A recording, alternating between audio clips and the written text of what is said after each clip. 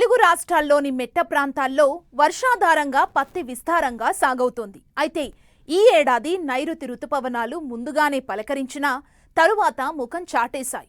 అడపాదడపా పడుతున్న వర్షాలకు తెలంగాణలో పత్తిని విత్తారు రైతులు. అయితే బెట్ట పరిస్థితుల కారణంగా మొలకలు ఆలస్యంగా వచ్చాయి. అయితే ప్రస్తుతం పత్తిలో చేపట్టాల్సిన ఎరువుల యాజమాన్యం, కలుపు నివారణ గురించి రైతులకు తెలియజేస్తున్నారు శాస్త్రవేత్త తిరుపతి.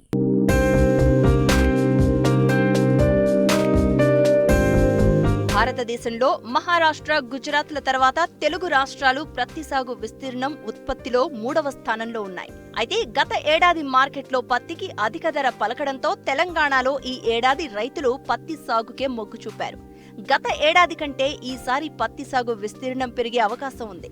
ప్రస్తుతం 20 నుండి 25 రోజుల దశలో పత్తి ఉంది. అయితే సరిపడా వర్షాలు కురవకపోవడంతో ఈసారి విత్తనాలు ఆలస్యంగా మొలకెత్తాయి. అడపాదడపా కురుస్తున్న వర్షాలతో ఈ పంటను రికవరీ చేయాలంటే సమగ్ర ఎరువుల యాజమాన్యం చేపట్టాలని రైతులకు సూచిస్తున్నారు మంచిర్యాల జిల్లా బెల్లంపల్లి కృషి విజ్ఞాన కేంద్రం శాస్త్రవేత్త తిరుపతి.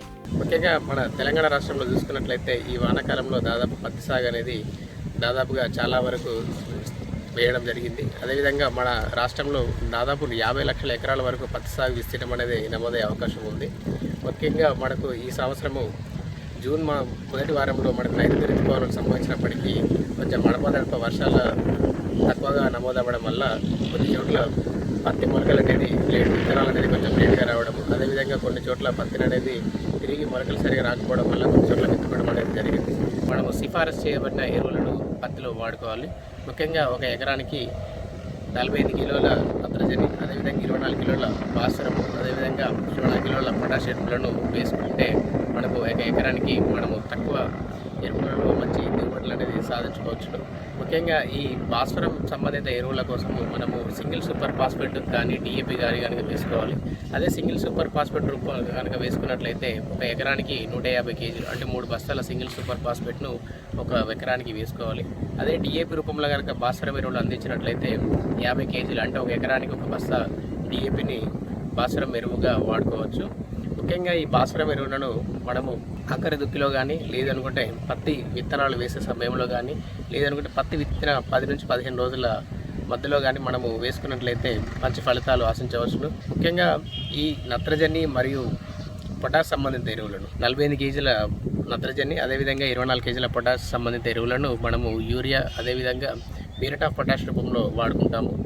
మనము యూరియా రూపంలో నత్రజనిని అందించినప్పుడు దాదాపు ఎకరానికి 85 నుంచి 90 కిలోల నత్రజనిని మనము 3 నుంచి 4 దశల్లో, అంటే విత్తన 20 నుంచి 25 రోజుల వ్యవధిలో, అదేవిధంగా మనం మొదటిసారి వేసిన తర్వాత మళ్ళీ 25 నుంచి రోజుల వ్యవధిలో మనం అలా 4 సార్లు, అంటే దాదాపు ఒక 3 నుంచి 4 సార్లుగా మనకు వర్షాలకు అనుగుణంగా, అదేవిధంగా భూమిలో తేమకు అనుగుణంగా ఈ నత్రజని మరియు పొటాష్ సంబంధిత ఎరువులైనటువంటి యూరియాను, మ్యూరేట్ ఆఫ్ పొటాష్ను కలిపి వేసుకున్నట్లయితే మనకు మొక్కల పెరుగుదల అనేది బాగా అయ్యి మనకు మంచి దిగుబడులు అనేది వచ్చే అవకాశం ఉంటుంది. పత్తి పంటకు ఎరువులతో పాటు సూక్ష్మ పోషకాలు కూడా అవసరం. సమయానుకూలంగా వాటిని అందించాల్సి ఉంటుంది. అలాగే అక్కడక్కడ కురుస్తున్న వర్షాలకు కలుపు మొక్కలు పెరిగి పత్తి పంట ఎదుగుదలకు అవరోధంగా మారుతాయి. దీని నివారణకు మార్కెట్లో అనేక రకాల కలుపు మందులు లభిస్తున్నాయి. అయితే ఏ పైరుకు ఏ మందును ఎంత మోతాదులో, ఏ సమయంలో, ఎలా వాడాలో అన్ని వివరాలు పూర్తిగా తెలుసుకున్న తర్వాత మాత్రమే వాడాలి. సిఫారసు చేయని, పూర్తి వివరాలు తెలియని కలుపు మందులు ఎట్టి పరిస్థితులలో వాడకూడదు. అలా వాడితే కలుపు మొక్కల నిర్మూలన సరిగ్గా జరగకపోగా కొన్ని సందర్భాలలో పంటలకు కూడా నష్టం వాటిల్లే ప్రమాదం ఉంది. తొలి దశలో పత్తిలో ఆశించే కలుపు నివారణ చర్యల గురించి తెలియజేస్తున్నారు శాస్త్రవేత్త. ముఖ్యంగా పత్తిలో మనం చూసుకున్నట్లయితే సూక్ష్మ పోషక లోపాలని కూడా వచ్చే అవకాశం ఉంటుంది. కాబట్టి సాధారణంగా మనకు జింక్, అదేవిధంగా మెగ్నీషియం యొక్క పోషక లోపాలు అనేది కొంచెం ఎక్కువగా వచ్చే అవకాశం ఉంది. ఈ జింక్ లోప లక్షణాలు చూసుకున్నట్లయితే మనకు ఈ ఆకుల ఈనెలు అనేది ఆకుపచ్చగా ఉండి ఆకుల మధ్య భాగంలో మనకు పసుపు వర్ణంగా మారిపోయి ఆకుల కనుపుల యొక్క దూరం అనేది తగ్గిపోయి మొక్కలు అనేది గిడసబారిపోయే అవకాశం ఉంటుంది. కాబట్టి ఈ జింక్ లోప లక్షణాలు వచ్చినప్పుడు మనము దీని నివారణకు జింక్ సల్ఫేట్ 2 గ్రాముల లీటర్ నీటికి కలుపుకొని పిచికారీ చేసుకున్నట్లయితే మనం ఈ జింక్ లోప లక్షణాలను నివారించుకోవచ్చు. ముఖ్యంగా వర్షం మీద ఆధారపడి మనం ఈ పత్తి సాగు చేస్తాం కాబట్టి ఒక్కొక్కసారి మనకు అధిక వర్షాలు, అదేవిధంగా మనకు ఒక్కోసారి వర్షాపాతాలు, అంటే సాధారణంగా ఒక 10-15 రోజుల వరకు కూడా యొక్క పెరుగుదల పైన కొంచెం ఎక్కువ ఎఫెక్ట్ ప్రభావం అనేది కనపడే అవకాశం ఉంటుంది. కాబట్టి ఈ నానో యూరియా కానీ లేదు అనుకుంటే మనకు ఈ 1919 కానీ మనము ఈ పైపాటిగా పిచికారీ చేసుకున్నట్లయితే, లేదు అనుకుంటే మనకు అందుబాటులో ఉన్న యూరియా కానీ డిఏపి ద్రావణాన్ని కానీ మనం నీటిలో కలుపుకొని పైపాటిగా పిచికారీ చేసుకున్నట్లయితే కొంతవరకు మన మొక్కలను అది కాపాడుకునే అవకాశం ఉంటుంది. మరి యొక్క దిగుబడిలో ప్రభావం చూపే మరొక అంశంలో చూసుకున్నట్లయితే కలుపు. సాధారణంగా మనకు పత్తి వేసుకునే సమయంలో చాలామంది రైతు సోదరులు అంటే విత్తనం అనేది మనకు దాదాపుగా డౌరా లేదంటే అంతర్కృషి చేసుకోవడానికి అనుకూలంగా ఉండే విధంగానే మనకు 90-60 సెంటీమీటర్లు కానీ 90-40 సెంటీమీటర్లు లేదంటే 90-40 సెంటీమీటర్లు 90-90 సెంటీమీటర్ల దూరంలో విత్తనం జరుగుతుంది. సాధారణంగా మనము తొలి దశలో వచ్చే కలుపును నివారించుకోవడానికి మనము ఈ విత్తనం 45 గంటలలోపు పెండిమిథాలైట్ 38.5% ఈసీ ద్రావకాన్ని మనం 700 ml 200 లీటర్ల నీటిలో కలిపి 45 గంటల్లో పిచికారీ చేసుకున్నట్లయితే తొలి దశలో వచ్చే కలుపును అనేది మనము నివారించుకోవచ్చును. దాని తర్వాత మనకు ఈ గడ్డి జాతి అంటే విత్తనం 25 లేదా 3 నెల రోజుల్లోపు తొలి దశలో వచ్చే కలుపు ముఖ్యంగా ఏంటంటే గడ్డి జాతి కలుపు మొక్కలు ఎక్కువ ఉన్నట్లయితే మనకి గిజాలపాబ్ టర్కా సూపర్ అనే కలుపు మందును 450 ml 200 లీటర్ల నీటిలో కలుపుకొని పిచికారీ చేసుకున్నట్లయితే మనము ఈ గడ్డి జాతిని కొంతవరకు నివారించుకోవచ్చు.